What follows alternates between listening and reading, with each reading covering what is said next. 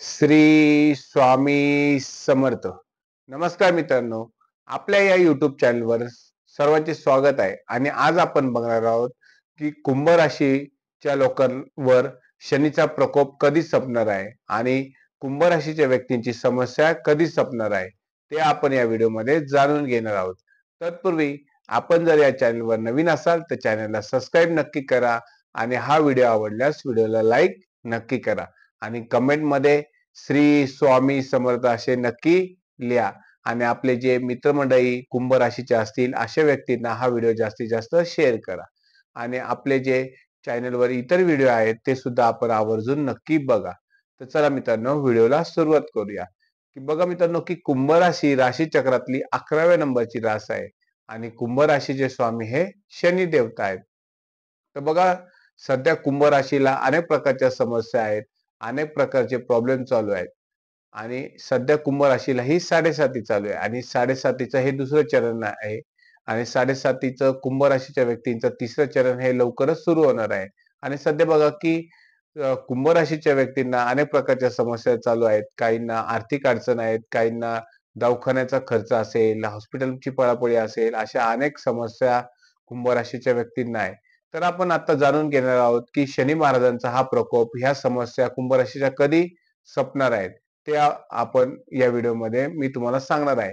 तत्पूर्वी आपण बघूया की पहिले शनी महाराजांबद्दल आपण माहिती घेऊया. शनी महाराज म्हणजे शनी हे कुंभ राशीचे स्वामी आहेत आणि शनी महाराज हे न्याय देवता आहेत. म्हणजेच काय, शनी महाराजांना न्यायाधीश असेही म्हणतात.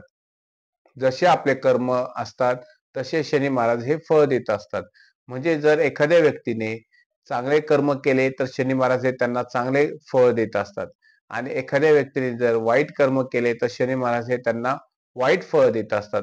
म्हणून सर्व हे शनी महाराजांवर अवलंबून असतं. आणि शनी महाराज हे स्वतः एका राशीत ते 2.5 वर्ष राहत असतात आणि एका राशीत ते 2.5 वर्ष राहत असताना सुद्धा शनी महाराज हे एखाद्या व्यक्तीला फळ देत असताना ते दीर्घ काळापर्यंत फळ देतात. म्हणजेच काय, की एखाद्या व्यक्तीला जर फळ द्यायचं असेल त्यांना तर ते उशिरा देतात, पण जर त्यांनी फळ द्यायला सुरुवात केली तर ते अतिशय मोठ्या प्रमाणात ते फळ देत असतात. म्हणजेच काय, सुख जर द्यायचं असेल तर ते सर्वांना सुख, दुःख, यश, अपयश हे सर्व शनी महाराज देत असतात.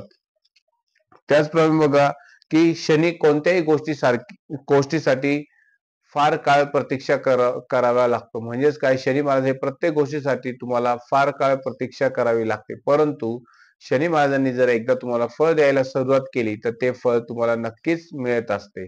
कारण की शनी महाराज हे न्यायाधीशाप्रमाणे, न्यायदेवतेप्रमाणे आपलं फळ देत असतात.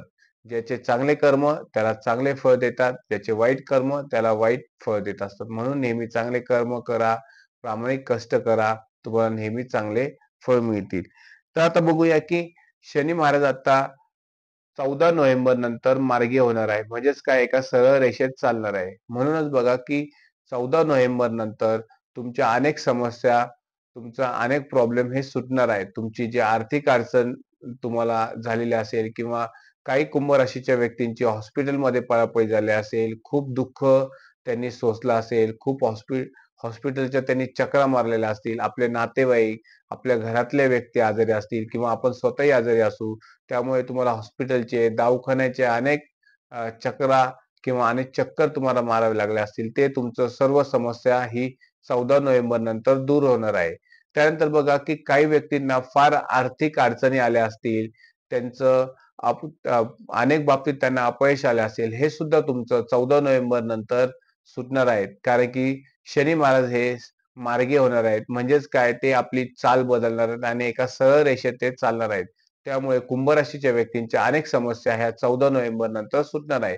त्याचप्रमाणे बघा की कुंभ राशीच्या व्यक्तींची 7.5 ही मार्च महिन्यात 2025 रोजी तुमचे 7.5चे हे तिसरे चरण चालू होणार आहे. आणि मित्रांनो बघा की तिसरे चरण हे नेहमी पहिल्या चरण आणि दुसऱ्या चरणापेक्षा चांगले असते. म्हणजेच काय, पहिल्या चरणात तुम्हाला अनेक समस्याला सामोरे जावे लागले असेल, काहींना आर्थिक प्रॉब्लेम आले असतील, अपयश आलं असेल, परीक्षेत अपयश आलं असेल, नोकरीमध्ये अपयश आलं असेल आणि दुसऱ्या चरणात सुद्धा तुम्हाला तुमच्या अनेक समस्या निर्माण झाल्या असतील, कोणाला हॉस्पिटलच्या चकरा माराव्या लागल्या असतील, तुम्हाला आजारपण चालू झाला असेल किंवा तुमच्या मुलाबाळांचा प्रश्न निर्माण झाला असेल. परंतु तुमचं मार्च महिन्यात मार्च 2025 नंतर तिसरं चरण लागू होणार आहे आणि तिसरं चरण हे तुम्हाला अतिशय चांगलं जाणार आहे. म्हणजेच काय, की तुमच्या ज्या पूर्ण समस्या आहेत, ते तुमच्या मार्च 2025 नंतर सुटणार आहेत आणि हळू त्या कमी होणार आहेत. ज्यांना नोकरीचा प्रश्न असेल किंवा ज्या कुंभ राशीच्या व्यक्तींना नोकरी लागत असतील, त्या सुद्धा तुम्हाला मार्च महिन्यानंतर नोकरीचा प्रश्न तुमचा सुटणार आहे. त्याचप्रमाणे बघा, की शनी महाराज हे वक्री होणार आहेत. म्हणजेच काय, की 14 नोव्हेंबर 2024 नंतर शनी महाराज वक्री होणार आहेत आणि त्या वक्री होण्याचा फायदा हा कुंभ राशीच्या व्यक्तींना नक्कीच होणार आहे. की बघा, की तुम्हाला नक्कीच होणार आहे. तुमचे नोकरीमध्ये चांगले दिवस येणार आहेत. ज्यांना नोकरी नसतील अशा व्यक्तींना नोकरी मिळणार आहे. ज्यांचे आर्थिक आर्थिक तुम्हाला चणचण जाणवत होती, अशा लोकांचा आर्थिक प्रश्न सुटणार आहे. त्यांची पैशाची आवक वाढणार आहे. ज्यांना व्यवहारात किंवा व्यवसायात अपयश येत होतं, त्यांचा व्यवसाय हा चांगला चालणार आहे. ज्यांना व्यापारात नुकसान होत असेल, त्यांचा व्यापार सुद्धा चांगला जाणार आहे. घरातील, कुटुंबातील वातावरण अतिशय चांगलं राहणार आहे. ज्या कुटुंबात वादविवाद होत असतील किंवा दुःख असेल, त्या त्या कुटुंबात सुख शांती येणार आहे. 14 नोव्हेंबर नंतर तुम्हाला अतिशय कुंभ राशीच्या व्यक्तींना अतिशय चांगले दिवस येणार आहे. त्याचप्रमाणे की तुमचं 3रं तिसरं चरण चालू झाल्यानंतर सुद्धा तुम्हाला अतिशय चांगले दिवस येणार आहेत. म्हणजेच काय, की तुमचं समस्याचं निवारण हे 29 मार्च 2024 नंतर संपणार आहे. त्याचप्रमाणे 14 नोव्हेंबर 2024 नंतर सुद्धा तुमच्या कामं हळू व्हायला सुरुवात होणार आहे. तुमच्या घरात सुख शांती येणार आहे. तुमचं जे विद्यार्थ्यांना परीक्षेत अपयश येत होतं, अशा विद्यार्थ्यांना 14 नोव्हेंबर नंतर परीक्षेत यश मिळणार आहे. कुठल्याही परीक्षा तुम्ही द्या, स्पर्धा परीक्षा द्या, त्यात सुद्धा तुम्हाला यश हे नक्कीच मिळणार आहे. याचा अर्थ काय, की 14 नोव्हेंबर 2024 नंतर तुम्हाला अनेक चांगले चांगले तुम्हाला फळ मिळणार आहे. तुमच्या चांगल्या सुखाचे दिवस हे 14 नोव्हेंबर नंतर चालू होणार आहेत. त्याचप्रमाणे मार्च 2025 नंतर तुम्हाला अतिशय चांगले दिवस येणार आहेत. तुमचं सर्व हे चांगल्या गोष्टी घडून येणार आहे. आणि बघा मित्रांनो, की तिसरं चरण हे 7.5चं आहे आणि 7.5चं तिसरं चरण तुम्हाला चांगलं जाण्यासाठी मी तुम्हाला काही उपाय सांगणार आहे. ते सुद्धा उपाय तुम्हाला 7.5 मध्ये करायचे आहेत. त्या त्या उपायापैकी पहिला उपाय म्हणजे तुम्ही हनुमान चालीसाचे वाचन करायचे आहे.